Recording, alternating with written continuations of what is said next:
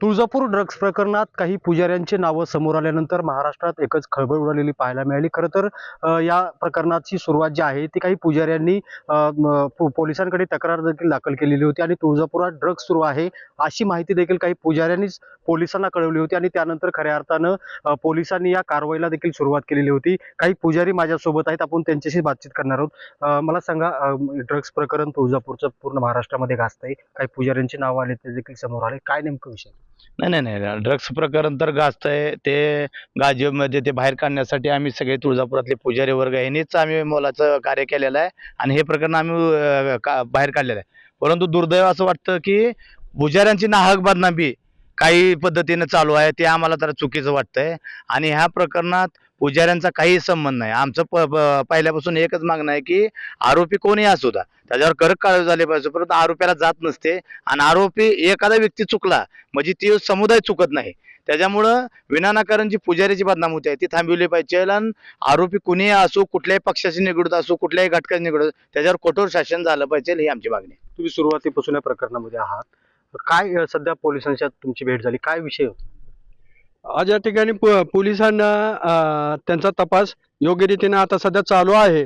परंतु पुजाऱ्याची जी बदनामी होत चाललेली आहे त्या संदर्भात आम्ही त्यांच्याशी आता चर्चा केलेली आहे आणि असं दिसून येईल की जाणीवपूर्वक पुजाऱ्याला बदनाम करायचं षडयंत्र रचून हे प्रकरण तिसरीकडे नेण्याचा प्रयत्न आहे. आमची भूमिका ही आहे की जे आरोपी आहेत त्यांना जातीवर तुम्ही हे करू नका ना, त्यांना दोष सिद्ध करू नका. आरोपी जे असतील त्यांना कुणालाही पाठीशी न घालता कारवाई झाली पाहिजे, ही आमची प्रथमपासून भूमिका आहे.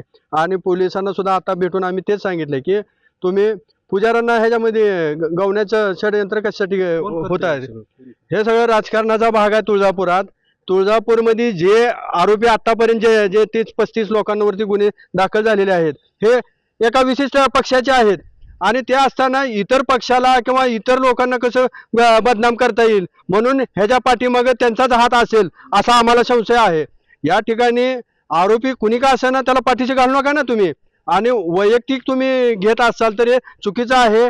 पुजारी हे सर्व प्रयत्न हाणून पाडेल आणि पुजाऱ्याला बदनाम करू नका, ही आमची विनंती आहे तुम्हाला सर्वांना. या प्रकरणामध्ये भले काही राजकीय पक्षाचे लोक असतील, मात्र ते थेट मंदिराशी संबंधात होता का, किंवा ते पुजारी म्हणून कंटिन्यू मंदिरामध्ये जात येत होते का, काय विषय नेमकं पुजारी? आता आम्ही सर्व शिष्टमंडळानं DYSP साहेबांची भेट घेतली आणि या अगोदर 2 दिवस झालं तुळजापूर शहरामध्ये बातम्या म्हणजे पसरवल्या जात आहेत की जिल्हाधिकारी साहेब तुळजापुरात पुजाऱ्यांना मंदिर बंद करणार किंवा DYSP साहेब जे असतील यांनी मागे यादी पुजारीची मागवली केल्या. वास्तविक पाहता या म्हणजे बातमीमध्ये काहीही संबंध नाही किंवा अर्थार्थी काही ड्रग्जचा आणि पुजाऱ्याचा संबंध नाही.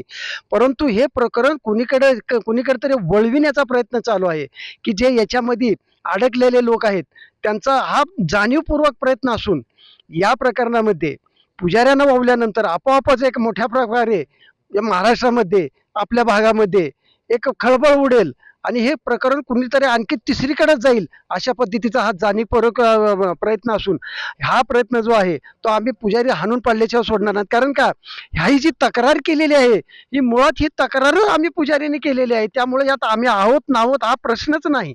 पण याच्यामध्ये ती 13 नावं पोलिस सांगतायत किंवा सूत्रांच्या माहितीनुसार ती कळत आहे, ही पुजारीच आहेत असं माहिती आहे ना. मला वाटतं की ह्या प्रकरणामध्ये विषयांतर करण्याचा प्रयत्न या ठिकाणी चालू आहे. म्हणजे हा जर विषय पुजाऱ्यांपर्यंत आला तर लगेचच फार मोठ्या प्रमाणामध्ये संस्थान असेल, मंदिर प्रशासन असेल किंवा या ठिकाणी जिल्हाधिकारी असतील, बाकी म्हणजे हा मोठ्या प्रमाणात व्याप्ती आली की परत तुळजापूरची बदनामी होत आहे आणि ह्या आपण सगळेजण थांबवलं पाहिजे. हा विरोधकांचा षडयंत्राचा एक भाग असून मला वाटतं की विषयांतर न करता या ठिकाणी जे फरार आरोपी आहेत त्यांच्याकडे तुम्ही लक्ष देणं गरजेचं आहे.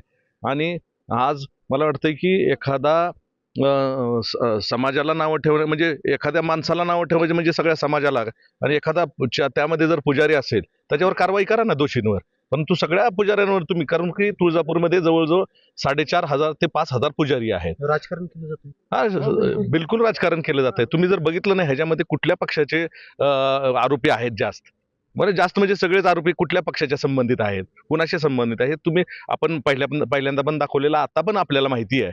परंतु त्या विषयाकडे न जाता दुसरीकडे कसं काय भरकटायचा हा विषय चालू आहे. नक्की जर आपण पाहिलं तर हा जो विषय आहे तो इतर ठिकाणी भरकटण्याचा विषय प्रयत्न केला जातो आणि यामध्ये राजकारण केलं जाते असा देखील आरोप आता तुळजापुरातील पुजाऱ्यांकडून करण्यात आला आहे. बालाजी सुरवसे, साम टीव्ही, तुळजापूर, धाराशिव.